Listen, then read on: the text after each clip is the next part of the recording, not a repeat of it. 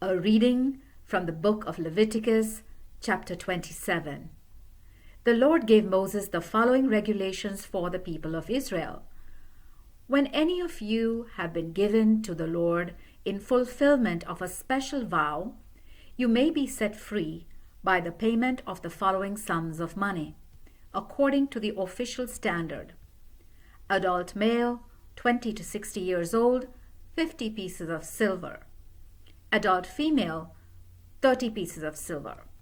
Young male, 5 to 20 years old, 20 pieces of silver. Young female, 10 pieces of silver.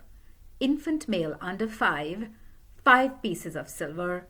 Infant female, 3 pieces of silver. Male above 60 years of age, 15 pieces of silver.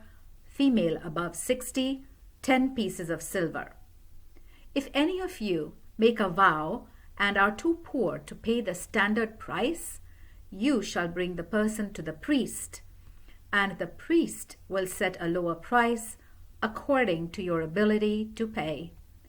If your vow concerns an animal that is acceptable as an offering to the Lord, then every gift made to the Lord is sacred, and you may not substitute another animal for it. If you do, both animals belong to the Lord. But if your vow concerns a ritually unclean animal, which is not acceptable as an offering to the Lord, you shall take the animal to the priest. The priest shall set a price for it according to its good or bad qualities, and the price will be final. If you wish to buy it back, you must pay the price plus an additional 20%. When any of you dedicate your house to the Lord, the priest shall set the price according to its good or bad points, and the price will be final. If you wish to buy your house back, you must pay the price plus an additional 20%. If any of you dedicate part of your land to the Lord, the price shall be set according to the amount of seed it takes to sow it, at the rate of 10 pieces of silver per bushel of barley. If you dedicate the land immediately after a year of restoration, the full price applies. If you dedicate it any time later, the priest shall estimate the cash value according to the number of years left until the next year of restoration and set a reduced price. If you wish to buy your field back, you must pay the price plus an additional 20%.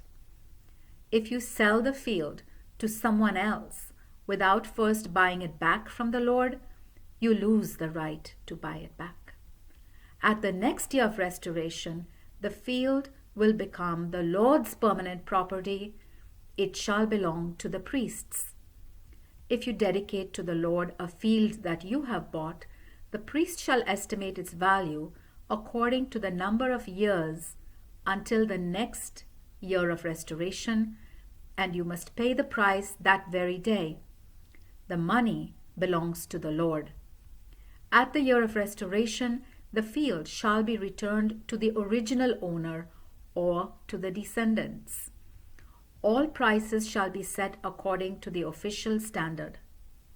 The firstborn of an animal already belongs to the Lord, so no one may dedicate it to him as a free will offering. A calf, a lamb, or a kid belongs to the Lord, but the firstborn of an unclean animal may be bought back at the standard price plus an additional 20%.